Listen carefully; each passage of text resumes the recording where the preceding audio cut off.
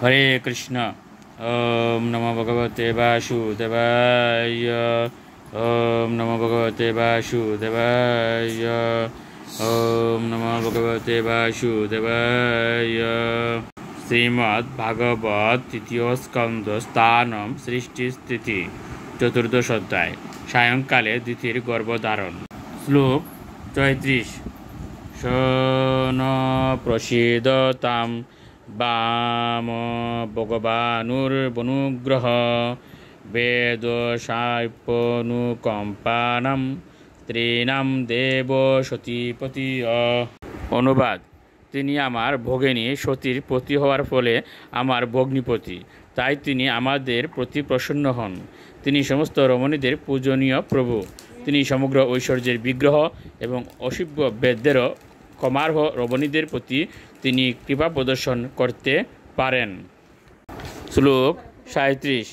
মৈত্রেয় উবাচ স্বর্গস্য আশীষম লোকামাশাসনাম প্রবেপতিম নিবৃত্ত সন্ধ্যা নিয়ম ভারিয়ামাহ প্রজাপতি। অনুবাদ: মৈত্রেয় বললেন, পতি রুষ্ট হয়েছেন বলে ভয়ে কম্পিত কলেবরাজ তার স্ত্রীকে মহর্ষি কশ্যপ এইভাবে সম্বোধন করলেন। দিতি বুঝতে পেরেছিলেন যে তিনি তার পতিকে প্রতিদিনকার সন্ধ্যা নিয়ম সমাপন কার্যে নিবৃত্ত করে অপরাধ করেছিলেন, তবুও তিনি সংসারে তার সন্তানদের কল্যাণ কামনা করেছিলেন। শ্লোক ৩৮।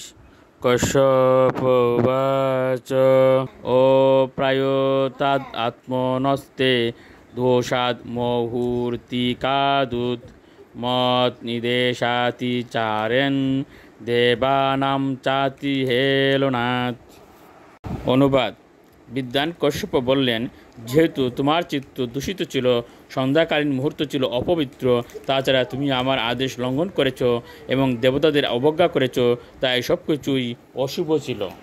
শ্লোক ৩৯। ভবিষ্যতস্তবা ভদ্রাবভদ্রে জাটরাধমৌ লোকাংশ পালাম স্ত্রীশ্চণ্ডী মুহুরাক্রন্দ ঈশত। অনুবাদ: হে ক্রোধশীলা, তোমার অভিশপ্ত গর্ভ থেকে দুটি কুলাঙ্গার পুত্র জন্মগ্রহণ করবে। হে ভাগ্যহীনা, তারা ত্রিলোকের সকলে নিরন্তর সুখের কারণ হবে। শ্লোক ৪০। প্রাণীনাম অন্যমানানাম দীনানাম কৃতাগসাম স্ত্রীণাম নিগৃহ্যমানানাম কুপিতেষু মহাত্মসু। অনুবাদ: তারা দীন নিষ্পাপ প্রাণীদের হত্যা করবে, নারীদের অত্যাচার করবে এবং মহাত্মাদের ক্রোধ উৎপাদন করবে। হরে কৃষ্ণ।